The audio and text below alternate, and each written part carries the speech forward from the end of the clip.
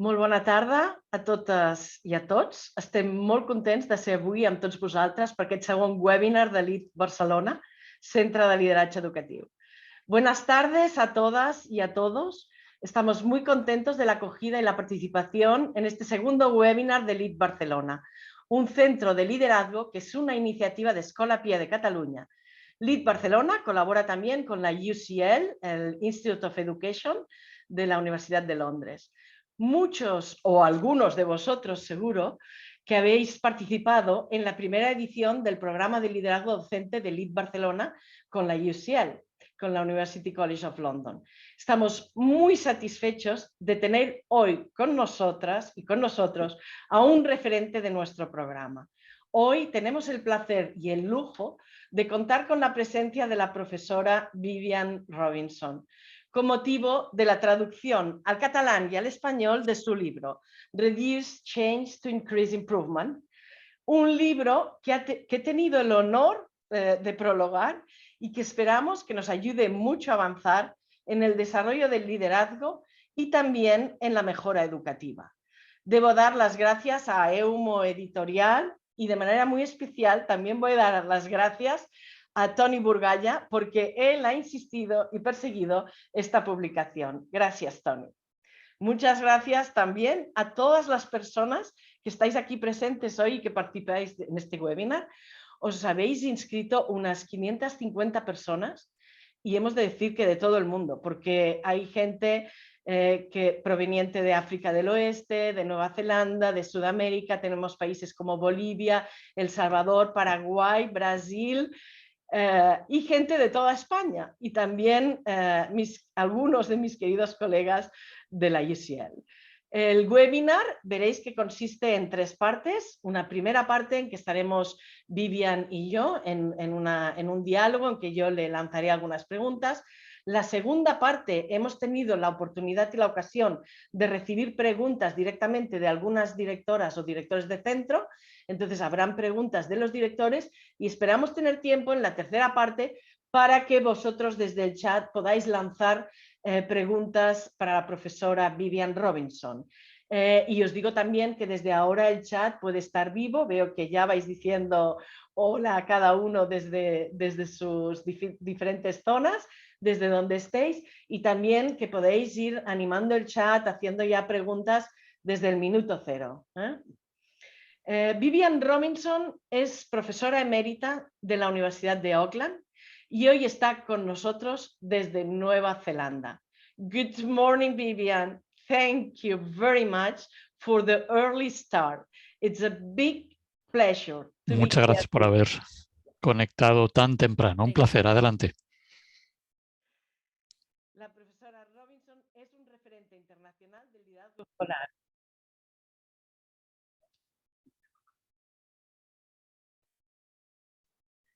Es un referente de los procesos de mejora y ella se presenta a sí misma en las primeras frases del libro diciendo que su objetivo es ayudar a los líderes escolares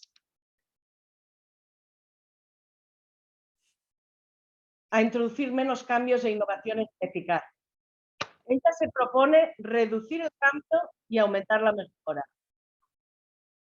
No sé. Precisamente estos días en Cataluña, profesora Robinson, porque ella quizás no lo sabe, estamos teniendo muchas vagas de profesores, muchas huelgas, muchas manifestaciones en las calles. Hay una crisis importante y en parte fruto de los últimos cambios que se han propuesto a nivel de calendario, de currículum. Y a nivel estatal también hemos de decir que a nivel de España estamos en la 8ª ley de educación. Desde la democracia llevamos 8 leyes de educación y no precisamente muchas mejoras cuando vemos los resultados y los rankings a nivel europeo. Seguimos muchas veces en la cola, en fracaso, en abandono escolar. Quiero preguntarte, profesora Robinson, ¿por qué hay demasiados cambios en la escuela? ¿Y por qué estos cambios no siempre comportan mejoras? Muchas gracias.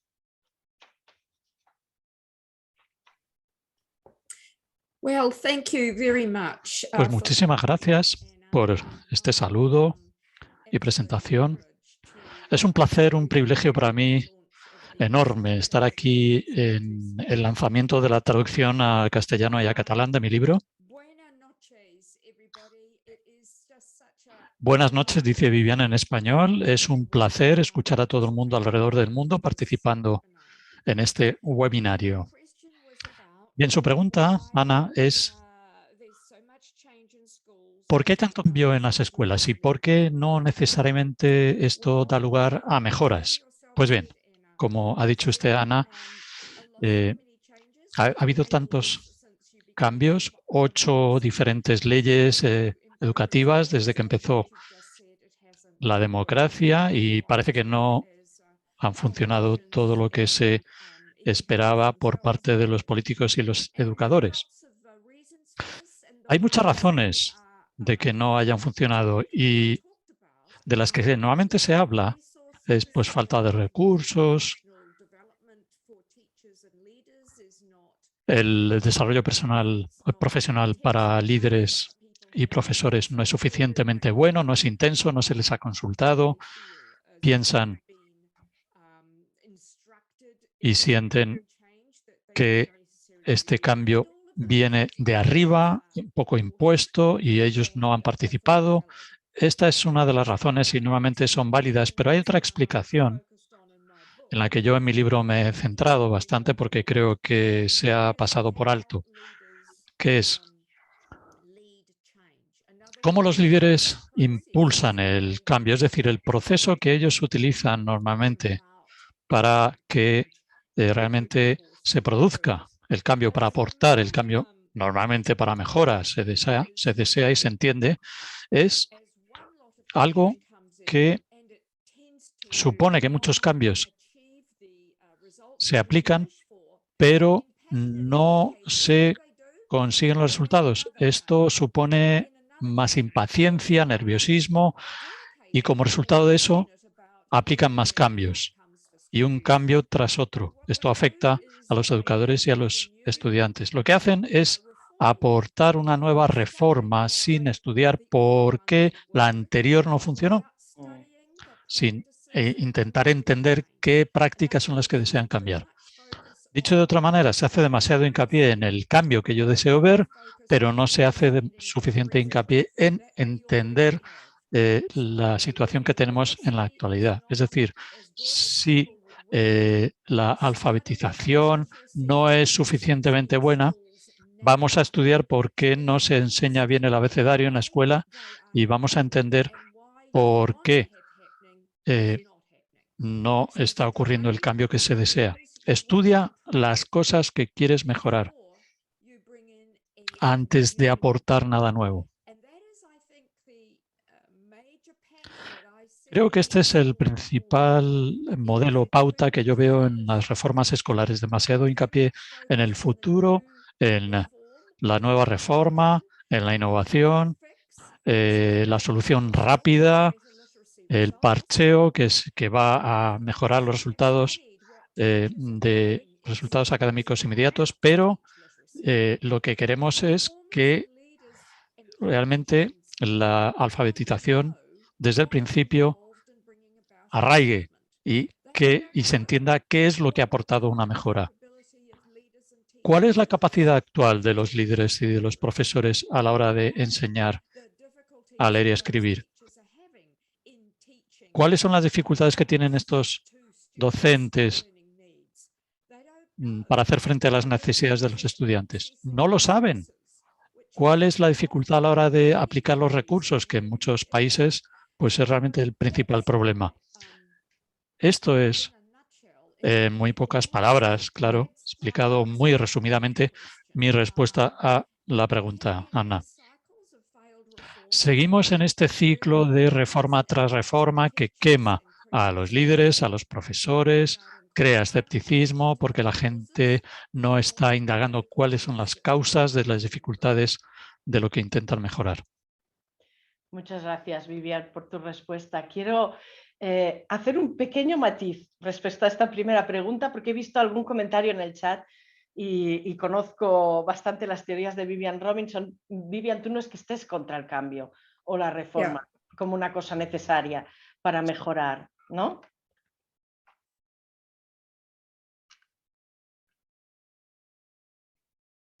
Anna, you were saying that Bueno, Ana, decías que no es esencial mejorar. ¿Te he entendido mal? No, quiero decir que he visto en el chat algunas personas que dicen, pero hay que cambiar, el cambio es necesario, necesitamos un cambio en la escuela. Oh, ¿no? yes, Y entonces, mi pregunta es... Desde luego. Sí, pero es que es muy fácil cambiar las cosas. Lo fácil es cambiar. Ahora, lo que es duro, lo que es difícil, es cambiar las cosas de tal manera que mejoren. El objetivo no debería ser el cambio por cambiar o por amor al arte, sino para mejorar. Cambiar es hacer las cosas diferentemente. Hay una historia, una trayectoria en toda la reforma, en todas las reformas educativas que al final no supone ningún cambio en los resultados escolares, en algunos casos incluso los empeoran. Así que centrémonos en cómo aportamos cambio, pero un cambio que realmente tenga una posibilidad mucho mayor de mejorar las cosas. No celebremos el cambio por el cambio, no celebremos la innovación por sí, sino que celebremos alcanzar una mejora. Sí, muchas gracias por aclarar este aspecto. Quería hacer otra pregunta a Vivian, porque Vivian, tenemos mucha evidencia, y en tu libro también lo recoges, ¿no?, de la importancia del liderazgo escolar y del liderazgo pedagógico y cómo el liderazgo impacta en los resultados de los alumnos, ¿no? Hace años que hablamos de que es el segundo factor que más impacta. Pero en tu investigación, si algo es interesante es que no te quedas solamente ahí, sino que has querido ir a investigar con las escuelas a ver qué tipo de liderazgo es el liderazgo más eficaz, ¿no? Y has establecido 5 grandes dimensiones de liderazgo, ¿no? De las 5 destacas una, que es el desarrollo profesional, la formación, la motivación de los equipos, ¿no?, como la que más efecto tiene a nivel de resultados de los alumnos. Precisamente nos acababa de llegar en el chat una pregunta, voy improvisando cosas, que decía, ¿cómo vamos a hacer nosotros estos cambios sin ayuda, ¿no? A veces es lo que pasa, ¿no? Los profesionales, los docentes se encuentran que deben realizar unos cambios, pero no se los acompaña suficientemente para hacer estos cambios y para implementar estos cambios. También, este es un aspecto, ¿no?, pero quiero señalar y compartir mi experiencia con mis colegas también de LEAD Barcelona. Hemos podido estar recientemente justamente con muchos directores de centro en encuentros en Bilbao, en Sevilla, en Mallorca, y cuando les preguntamos de las dimensiones de Vivian Robinson, ¿cuál de ellas priorizarían antes de ver un poco lo que dice la investigación propiamente y tus resultados, ¿no? Cuando les preguntamos, ellos destacan siempre la 5ª dimensión, que es el clima de centro. Un buen clima de centro, ¿no? Entonces, yo hoy que tengo la oportunidad y la ocasión, no quiero perder la oportunidad de preguntar, ¿no? ¿Puede ser que en función del contexto de las escuelas el impacto de las 5 dimensiones varíe? ¿Puede tener relación de alguna manera con el estatus que tienen los directores de centro en España, por ejemplo, comparado con otros países, en donde hay más autonomía, en donde hay más liderazgo pedagógico? Ahí dejo la pregunta para Vivian. Muchas gracias. Well, thank you, Anna. Yes, I think the Sí, gracias, Ana. Creo que la primera dimensión tiene que ver con que los líderes aseguren un clima positivo de centro. Esto recae en esta dimensión, la dimensión más importante de promedio. Es la dimensión 3. Perdón, la 4, que es liderazgo del aprendizaje profesional. Si queremos trabajar con los docentes para una mejora, ese debería ser la prioridad. Esa debería ser la prioridad, pero no se puede realmente insistir solo en una prioridad. La dimensión 5, por ejemplo, la gestión del centro, trabajar con rutinas que entren realmente de manera armónica es fundacional para las demás. Pero hay otra dimensión, que es la dimensión de determinadas culturas en determinadas jurisdicciones. Yo, por ejemplo, he trabajado en Escandinavia durante mucho tiempo y cuando empecé a trabajar allí, bueno, quizás al igual que en España, pues no había una tradición de liderazgo pedagógico. Se entendía que los profesores tienen que enseñar, el trabajo del director es estar en su despacho y bueno, elaborar el presupuesto, buscar el dinero, elaborar los programas, los horarios, reunirse con las autoridades y gestionar el centro. Claro, esto, si realmente esto es lo que se espera en algunas escuelas, en algunos centros en España, realmente los antecedentes es muy difícil para ser un líder pedagógico y para entrar en ese tipo de liderazgo que se necesita para realmente conseguir logros académicos por parte de los alumnos. Es decir, sí que hay esperanza para estos líderes y es que los profesores quieren ayuda. Los docentes quieren ayuda para las dificultades que encuentran. Quieren ayuda para los problemas y dificultades que ocurren en sus aulas. Si los líderes, si se les puede ayudar a estos docentes de una manera no paternalista, en ese caso pueden empezar a trabajar para poder convertirse en líderes pedagógicos en última instancia. Esto quiere decir que los propios líderes tienen que saber y conocer cómo tirar del carro, cómo realmente evaluar y cómo llevar a cabo este liderazgo, que aportará un liderazgo pedagógico en el centro y que al final les conviertan líderes pedagógicos a los docentes. Esta es la importancia de que los líderes sean capaces de aprender a serlo, a ser líderes pedagógicos y puedan enseñarlo en el contexto escolar, porque muchas veces no hay ninguna tradición de ser líderes pedagógicos escolares. Esto es algo a largo plazo, una estrategia a largo plazo. Ya sé, Ana, que realmente hay que ayudarles a hacer ese cambio a los líderes. Pero, en conclusión, diría que esto no es posible si los líderes tienen que estar continuamente deshaciendo peleas en el patio, este tipo de cosas. Tenemos que tener unos cimientos de buena gestión, si no, no puede ocurrir. Exacto. Se entiende, ¿eh? Si no hay unos fundamentos básicos, alguien lo preguntaba, ¿no? También en el chat, si no hay unos fundamentos que lo hacen posible, por tanto el clima sería imprescindible, ¿no? Y creo que en el libro también de alguna manera lo enfatizas, ¿eh? Y lo señalas. A mí me interesaba ahora hacerte otra pregunta relacionada con esta posibilidad de cambio que nos lleve a la mejora, porque desarrollas en el libro dos tipos de enfoque, que entiendo que es difícil ahora, así con tan poco tiempo, ¿no?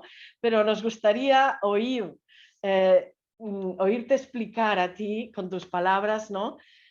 Y aprovechar para entender estos dos enfoques para liderar la mejora, ¿no? Y hablas de alguna manera de un enfoque que es el bypass o pasar por alto y otro que sería el del engagement, el compromiso, ¿no? El comprometerse. Y me gustaría si puedes explicar a nuestros participantes que están hoy aquí de alguna manera estos dos enfoques. Yes, and I'm going to just show you, share screen and show Por supuesto, you voy a compartir mi pantalla para mostrar algunos diagramas para poder ayudar a entenderlo mejor. Un momentito, voy a la anterior página.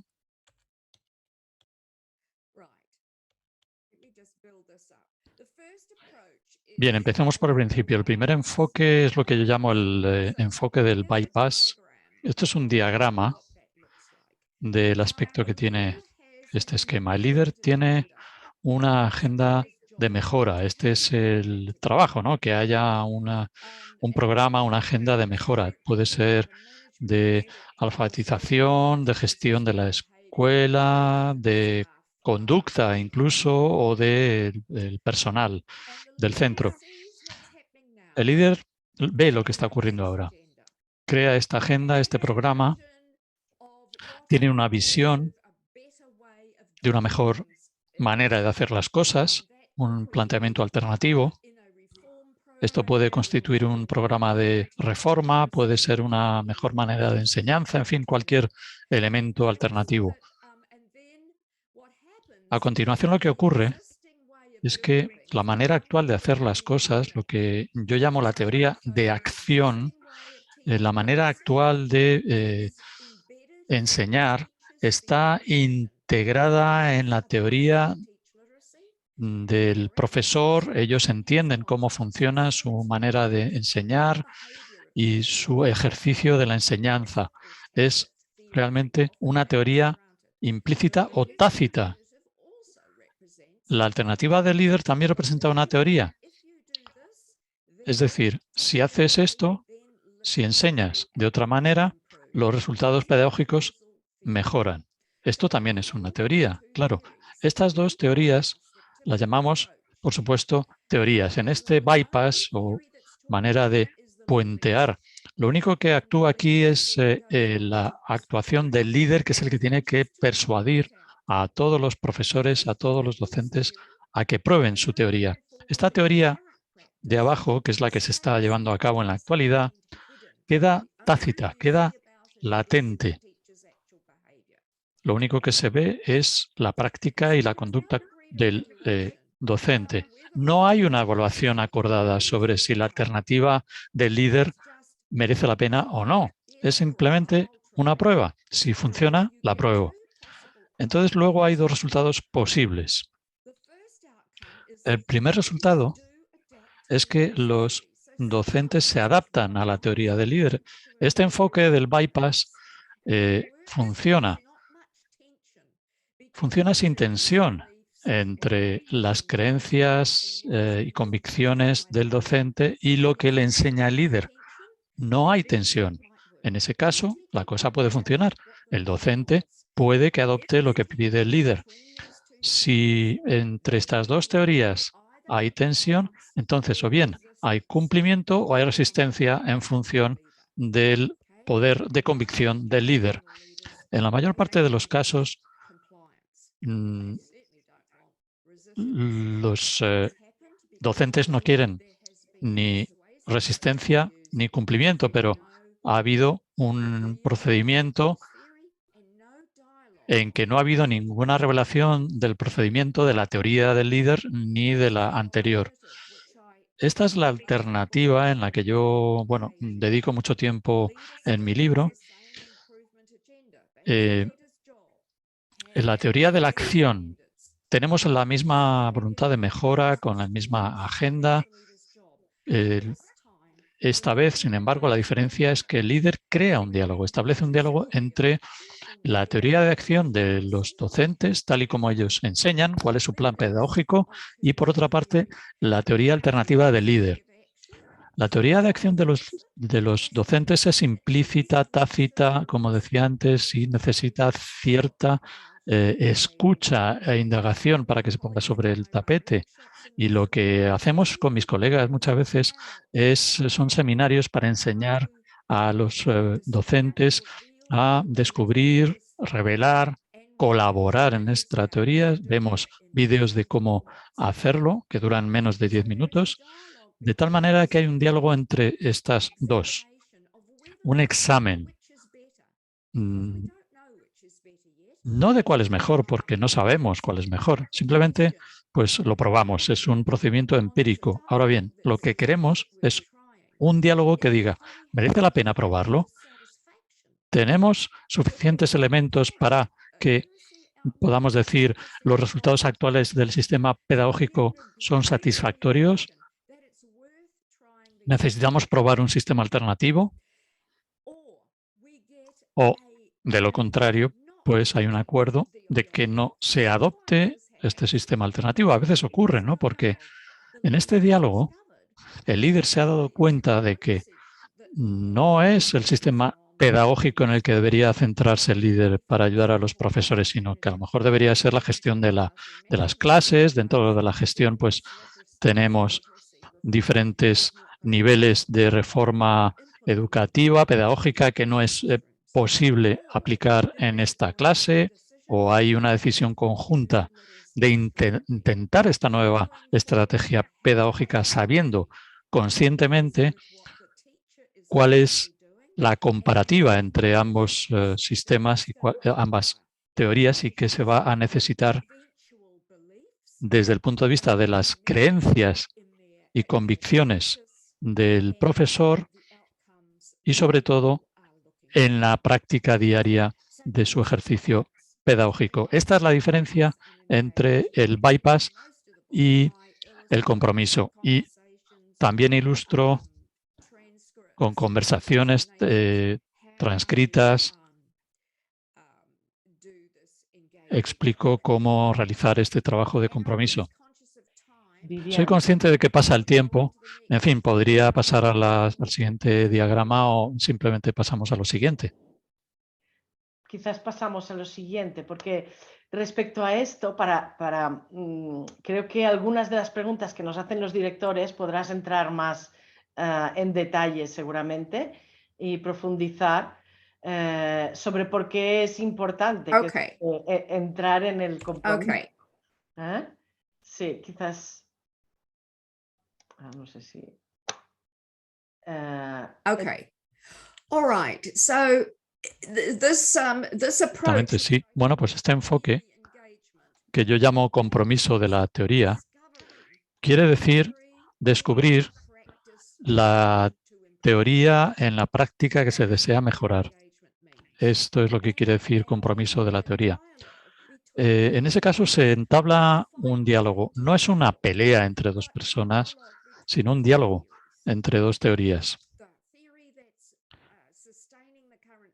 La teoría que sostiene la práctica actual y la teoría alternativa. El punto de partida, pues, es un acuerdo sobre el problema a resolver. El problema a resolver es que ambos estamos poco satisfechos con los resultados pedagógicos. Podemos estar en desacuerdo con respecto a las causas de este déficit o estos problemas pedagógicos, pero esto no es importante. Lo que queremos en esta fase es que haya un territorio común de acuerdo y que estemos de acuerdo con los resultados. Con este territorio común pasamos a la fase 2. En esta fase 2, el líder lo que hace es trabajar con el docente para poder descubrir cómo están llevando a cabo su tarea pedagógica en el momento y por qué. Y el por qué entra en las creencias y en las convicciones del docente y su experiencia, la experiencia que les ha llevado a enseñar de la manera en que están enseñando.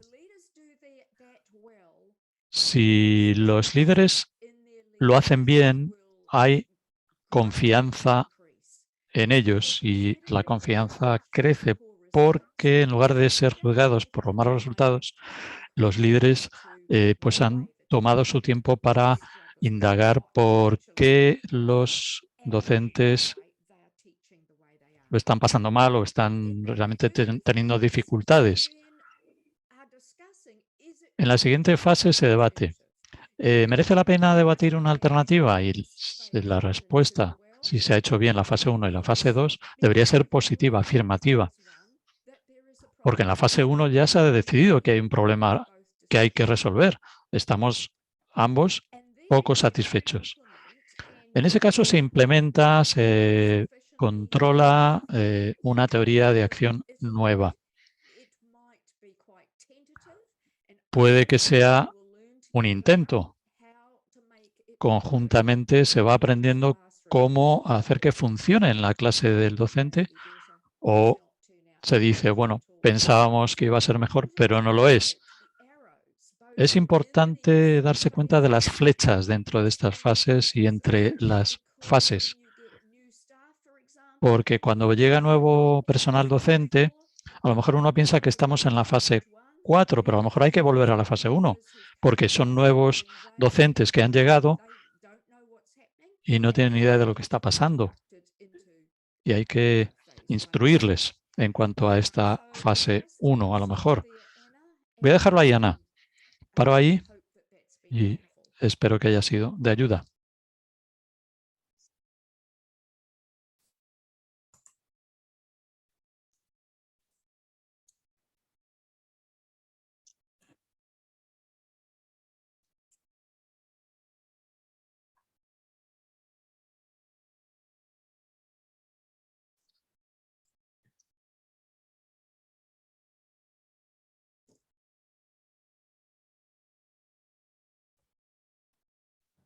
Gracias, perdonar, no tenía el micro puesto, son cosas que pasan.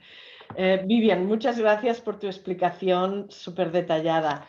Yo decía que como es de una complejidad, o parece muy complejo, en el libro está ilustrado con muchos ejemplos y con muchas conversaciones en que se ve cómo se lleva a cabo, ¿no? Las 4 fases.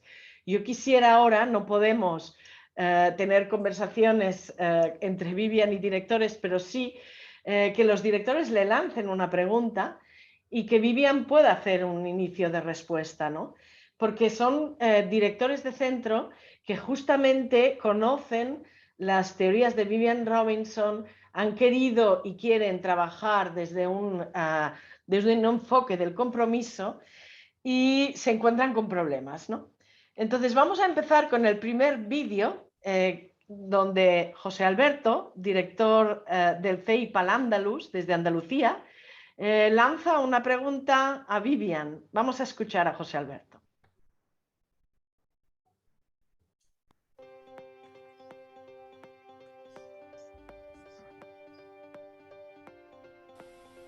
Buenas tardes, me llamo Alberto Martín y soy director de un colegio público en Marbella, al sur de España. La lectura del libro me ha parecido muy enriquecedora y se la recomiendo a los equipos directivos. De la propia lectura me interpelan varias cuestiones y me gustaría poder preguntarle a la profesora Robinson si avanzar con consenso no nos hace avanzar más lento o incluso no avanzar, pero sobre todo, cómo podemos contrarrestar la resistencia al cambio.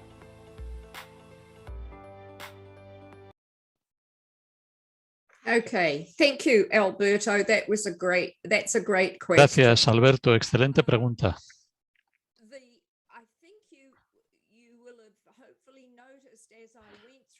Te habrás dado cuenta que según he recorrido las fases del enfoque de compromiso para liderar el cambio, la mejora, hay una serie de acuerdos de paso a paso. Bien, no podemos esperar que un docente escéptico que ha tenido dificultades, que de repente esté de acuerdo con la nueva idea brillante o no del líder, de cómo llevar a cabo la alfabetización. Tenemos que tener un acuerdo paso a paso. Simplemente tenemos que primero que estar de acuerdo en que los resultados actuales no son satisfactorios, pero no tenemos que echar la culpa a nadie, ni señalar, ni echar la culpa al profesor, porque entonces se pierde confianza. Tenemos este acuerdo. Pasamos entonces a hablar y debatir con respecto a una alternativa. El docente o los docentes, se puede hacer con grupos también de docentes, los docentes tendrán dificultades.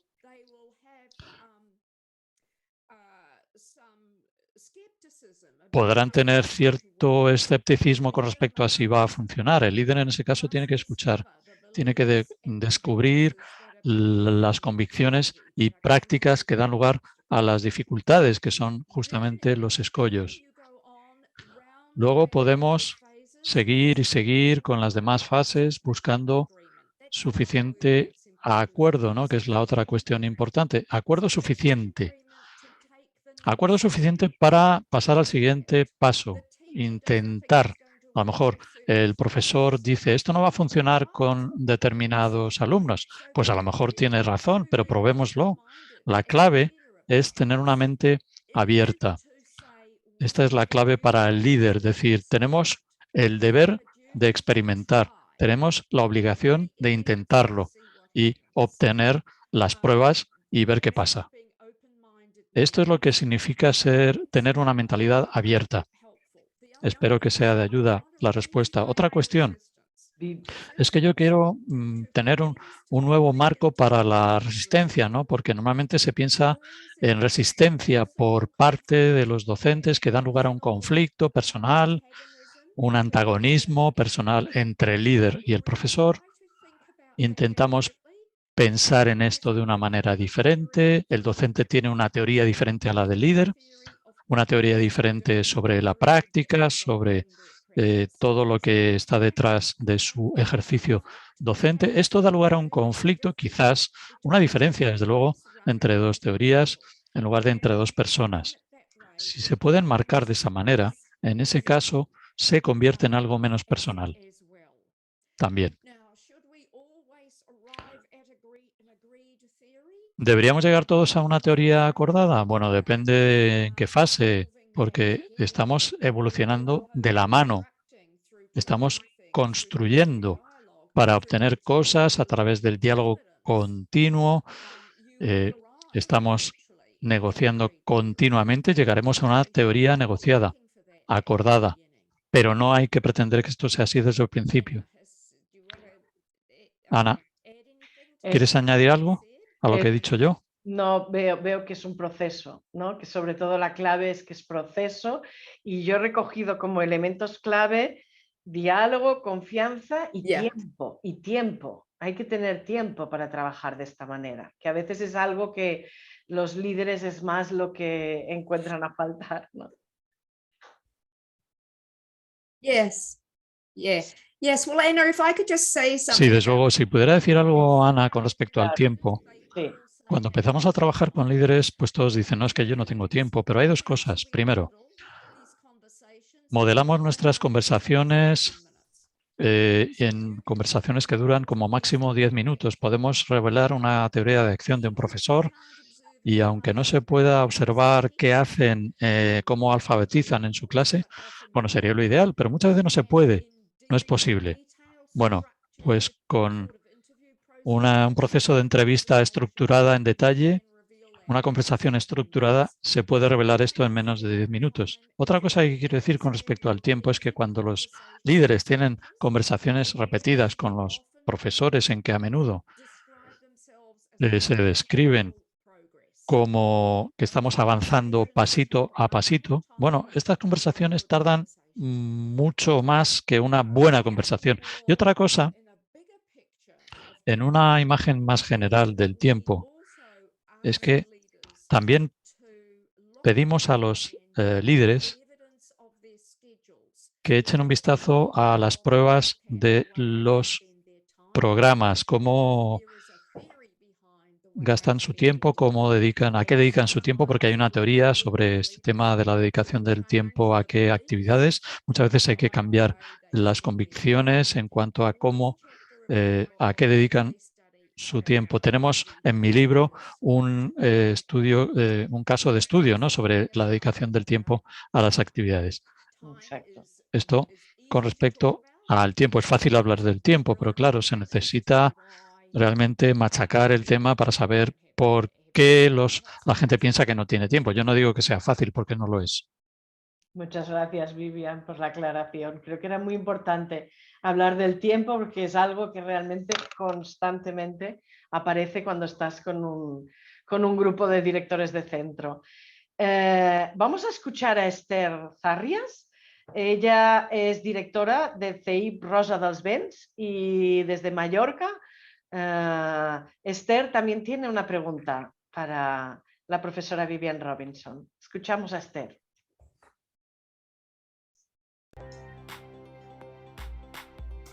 Me interpela haber leído el libro de Vivian Robinson y me revela muchos retos. Soy directora de un centro de primaria de 107 alumnos, en el cual la estabilidad del profesorado es muy difícil de conseguir debido a una cuestión de vacantes. Por ello me pregunto, ¿cómo puedo trabajar con objetivos y expectativas a largo plazo cuando el profesorado cambia de manera sistemática? La carga burocrática en las direcciones de los centros en muchas ocasiones nos aparta de un trabajo más pedagógico y de liderazgo. De la misma manera que las personas adultas acompañamos a los niños, los adultos también necesitamos de una persona que nos acompañe y que nos guíe. ¿Crees que deberíamos tener a una persona responsable y facilitadora que acompañe al equipo en las diferentes dimensiones del liderazgo? ¿Sería esta una buena estrategia? Oh, thank you so much, Esther, for taking the time, firstly, to read my book. Muchas gracias, Esther. Primero, gracias por leerte el libro, tomarte el tiempo y formular esta pregunta. Entiendo que en muchos contextos en España el tema de la rotación de profesores, vacantes, absentismo, rotación de líderes, en fin, todo esto constituye un gran desafío y es un problema. Yo no comprendo suficientemente las razones de la política de rotación, pero dejemos esto de lado. Esto es como es, así son las cosas y la pregunta es ¿cómo podemos realmente trabajar con alcanzar los objetivos más a largo plazo? Una idea que se me ocurre es que cuanto mayor sea la rotación, más claro tiene que tener el docente las rutinas, las políticas, los procedimientos para poder instruir rápidamente a los nuevos según van llegando. Es decir, en cuanto lleguen los nuevos docentes, haya un manual sobre cómo son las prácticas de asistencia en el centro, que haya un programa educativo perfectamente accesible para los nuevos docentes y que haya también una expectación, Esther, que el nuevo personal lo use. Claro, que se familiarice con todos estos procedimientos y los usen, lo cual no quiere decir que estos manuales y políticas y procedimientos escritos sean perfectos, porque probablemente no lo sean. Se invita, por supuesto, a que se revisen de manera sistemática, constructiva, que haya opiniones y modificaciones por parte del personal, pero también se espera que el personal utilice estas políticas y procedimientos acordados. De lo contrario, estamos continuamente reinventando las cosas y, bueno, esto consume mucho tiempo y los alumnos pierden oportunidades de aprendizaje porque realmente esta rotación y inestabilidad de los docentes no son propicias.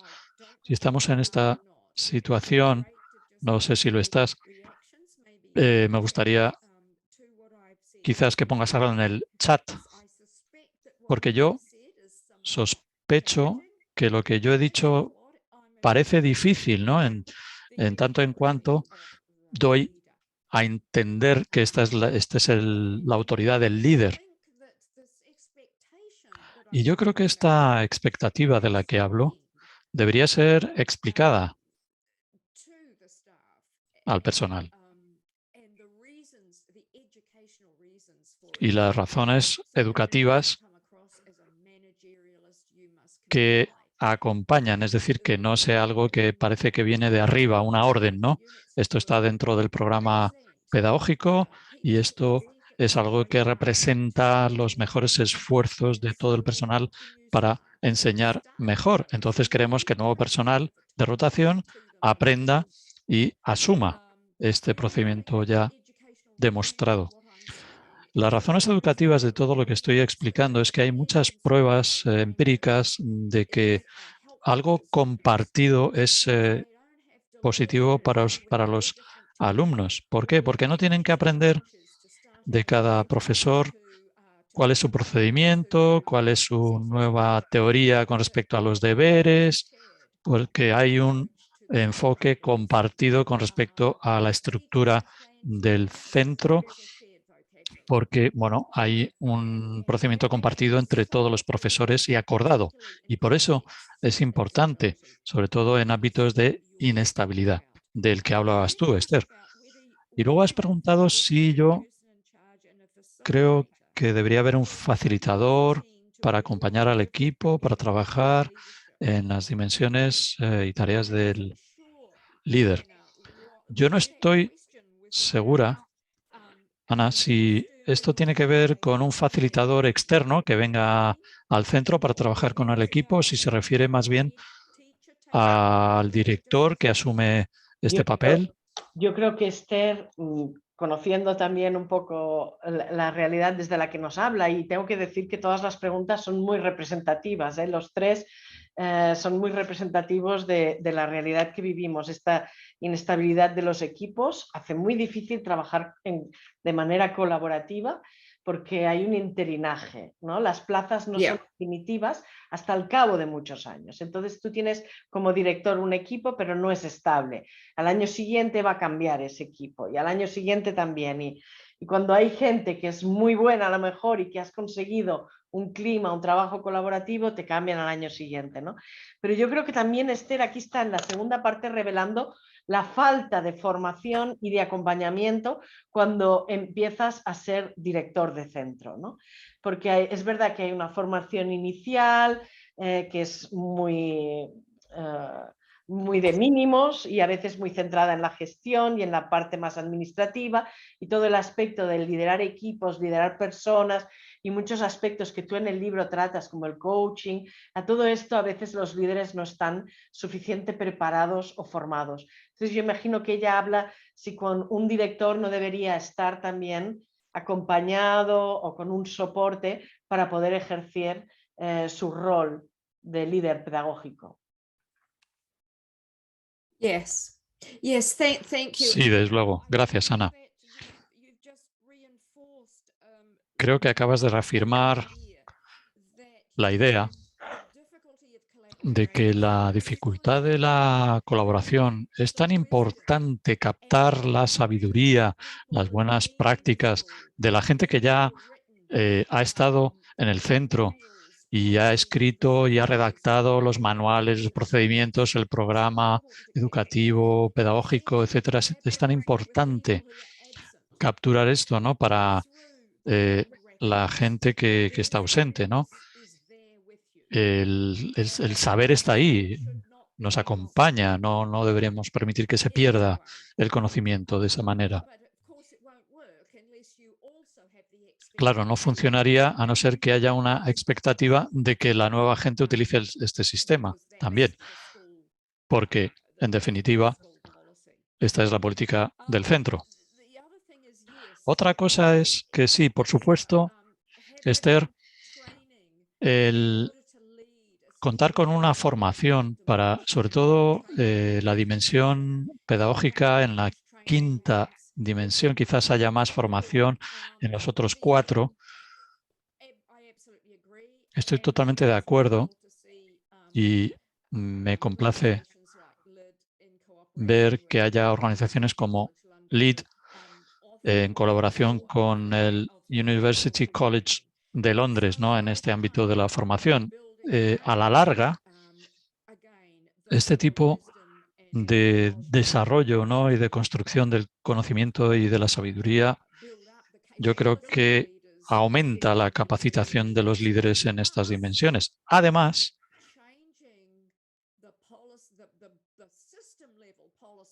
cambiar las políticas de todos los niveles del sistema para apoyar justamente el aprendizaje y las expectativas a través de, por ejemplo, cómo se seleccionan los directores de los centros y cómo se les instruye, también pueden ser líderes pedagógicos y plantear ciertas cuestiones en este sentido. Quiero añadir una cosita antes de pasar al siguiente vídeo, porque si no, no sería justo. Justamente LEAD Barcelona ha estado hace muy poco en Mallorca y hemos estado con Esther llevando talleres de formación, porque en Baleares el gobierno balear ha creado un centro de formación de directores de centro y es un centro de formación e investigación. Y Manel Perelló, el director de centro, nos está escuchando. Entonces, el CEFIRDE, me lo envían por aquí.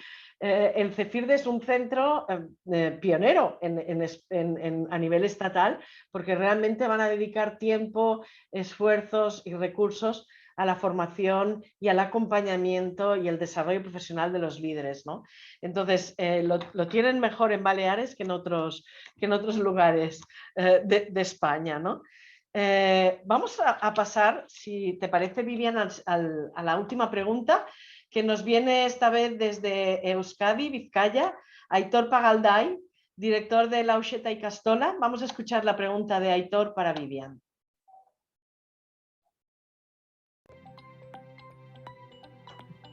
Hola Ana, hola Vivian, ¿qué tal estáis? Soy Aitor Pagalday, director de la Uxeta y Castola de Amorebieta, en Vizcaya, y me gustaría haceros una pregunta, una consulta en relación a la evaluación del desempeño docente de los docentes. En una escuela en la que se quiere empezar con esta buena práctica, con la evaluación del desempeño docente como fuente para la mejora de su proyecto educativo, ¿por dónde creéis que se debería empezar? ¿Cómo hacer para que los docentes consideren la evaluación de su desempeño como una oportunidad para su mejora?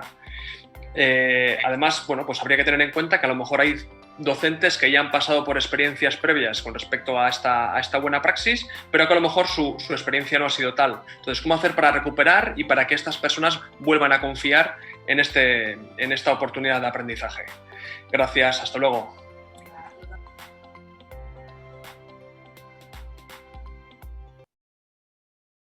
Oh, thank you, Aitor, for this great Gracias, question. Aitor, por esta excelente pregunta.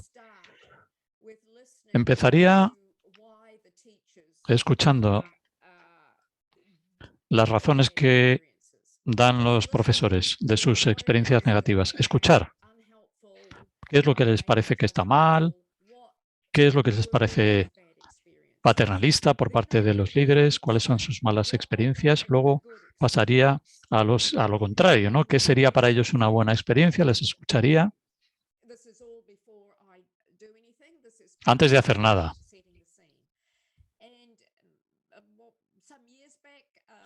Hace algunos años, uno de mis estudiantes de doctorado escribió una tesis sobre justamente este tema, en Nueva Zelanda, claro. Las respuestas que ofrecieron los profesores en cuanto a qué querían eran evaluación, bueno, se llama appraisal en Nueva Zelanda, evaluación del profesorado. Esto fue muy útil porque nos ofrecieron un feedback estupendo que ayudó a resolver los problemas del desempeño docente en las clases. Entonces, esto es lo que yo pienso que podrías poner en marcha si es lo que quieren los profesores y ofrecerles una confianza, primero dejándoles hablar de lo que no quieren, luego que hablen de lo que sí quieren conjuntamente con usted y luego pues elaborar una conclusión de hacia dónde hay que apuntar. Mi sugerencia es que se haga la evaluación centrándola en las cosas que los profesores quieren que se les ayude, no un proyecto investigativo, no algo que sería muy interesante estudiar o hacer. No, esto es algo que pueden hacer los profesores en los estudios de graduado. Mi preferencia es porque esto se hace de tal manera que ayuda a los estudiantes y a los profesores. Claro, el enfoque de los adultos es tú haz el estudio que te interese a ti. El estudio enfocado a los estudiantes es vamos a centrarnos en algo que a ti te parezca difícil en términos de enseñanza y aprendizaje en tu clase. Esto es lo que tiene integrado el objetivo de ayudar al profesor a ayudar al alumno. Y en esto me centraría yo en cuanto a la evaluación del profesorado. En mi libro, en el capítulo de dimensión de liderazgo de profesores, tengo escrito que hay algunas cuestiones, algunas preguntas que deberían formularse para la evaluación de los profesores. Échale un vistazo.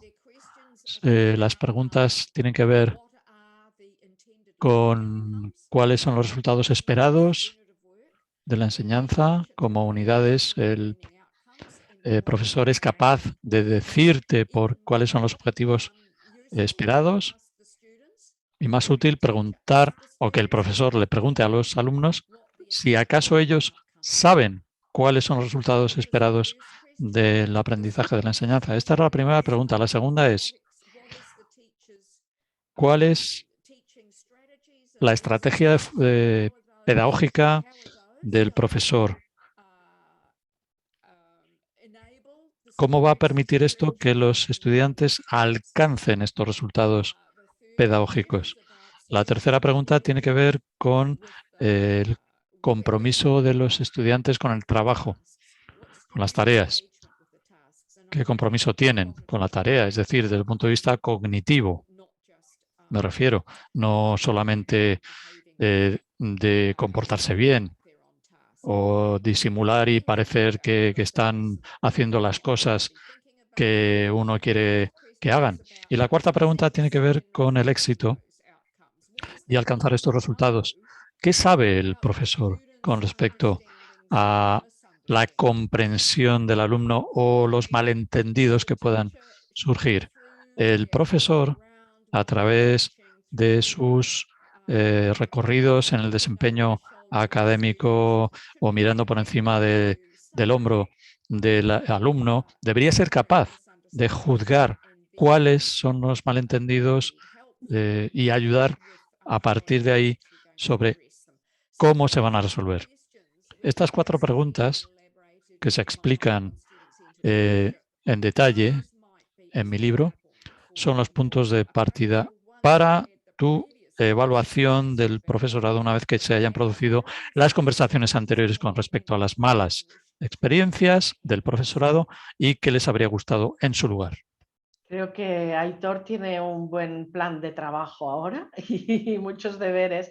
Y además es apasionante escucharte, Vivian, porque me sugieres que el método Vivian Robinson es bastante el método questioning, ¿no? Preguntar, preguntar y preguntar, ¿no? Y antes también ofrecías mucho la escucha, ¿no? Como algo muy importante. Vivian, tenemos algunas preguntas del chat, pero tenemos muy poco tiempo. Entonces, si nos puedes decir alguna cosita. Hay una de las... he recogido 3 preguntas. Una la voy a contestar yo, si me permites, porque es muy de contexto y te lanzo las otras 2.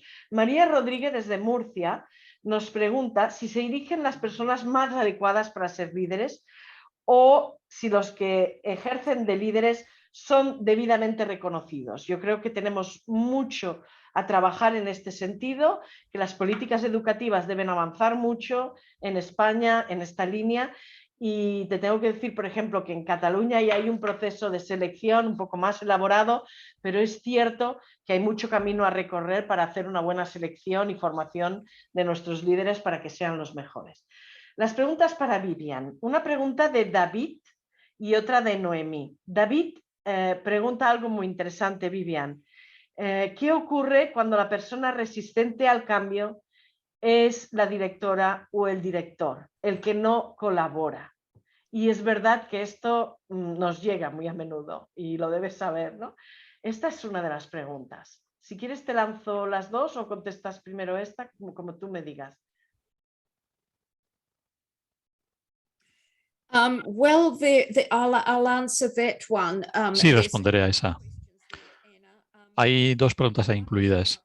Una tiene que ver con el reconocimiento de los profesores y los líderes.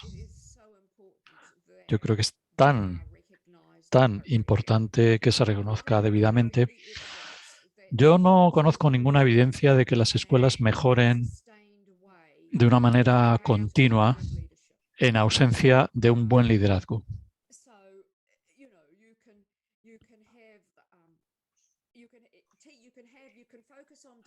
Puede uno centrarse en desarrollar el desempeño de los docentes. Es muy importante, pero claro, en demasiadas escuelas los profesores aprenden cosas nuevas, pero que los líderes no apoyan debidamente porque no han formado parte de este desarrollo o porque los líderes piensan que se les ha marginalizado, no se les ha tenido en cuenta debidamente, etcétera, etcétera. Yo creo que la importancia del liderazgo es crítica. Creo que en España, me lo has contado antes brevemente, Ana, ¿no? La historia de la importancia de la llegada de la democracia, habida cuenta de la dictadura que había antes. Pues bien,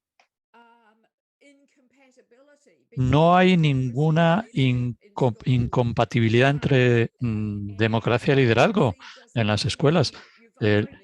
La democracia no quiere decir que se vote todo en las escuelas, no quiere decir que todo se tenga que decidir colectivamente, sino que se necesitan líderes que tengan la mente abierta, flexibles, que sean también, que tengan voluntad de ser influidos, al igual que ellos influyen, que se tomen el papel en serio.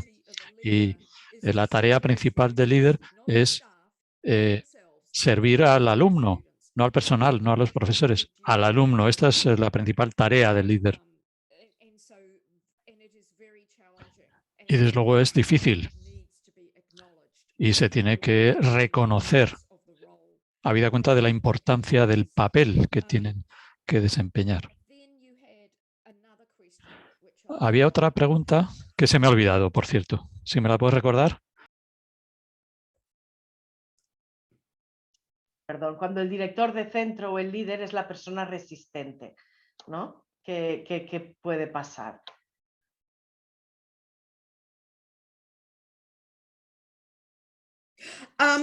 Yes, well, you go into the Sí, bueno, pues en ese caso entramos en el mismo proceso de compromiso.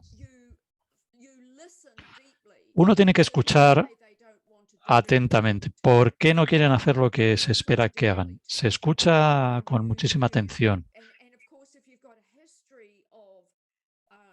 Si tenemos antecedentes de alienación, frustración, impaciencia, que requieran grandes habilidades por nuestra parte, pero aunque nosotros apoyemos o estemos subordinados a los principios mismos, pues yo, por ejemplo, hablaría con el director. No criticaría, pero sí que intentaría entender a qué objeta el director y entender en detalle por qué es resistente. Entonces, a lo mejor se entendería pues que hay cierto territorio, cierto terreno en común, que hay cierta falta de satisfacción. No sé, a lo mejor el director se opone a que el ministerio le ordene nada, no sé. Pero la primera tarea es entender cuál es la objeción. Y luego, a continuación, si es algo grave, si se trata de una cuestión de competencia, entramos a lo mejor en la ley laboral, tenemos el tema de que el superior del director es el que tiene que ejercitar su labor.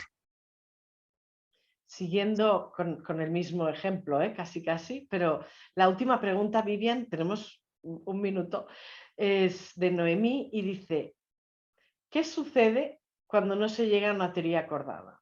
¿Qué sucede cuando no se llega a una teoría acordada?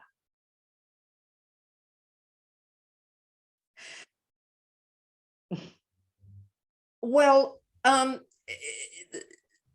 bueno, I would ask the questioner, yo, Ana, en ese caso preguntaría, ¿en qué momento? ¿Estamos hablando del principio del proceso?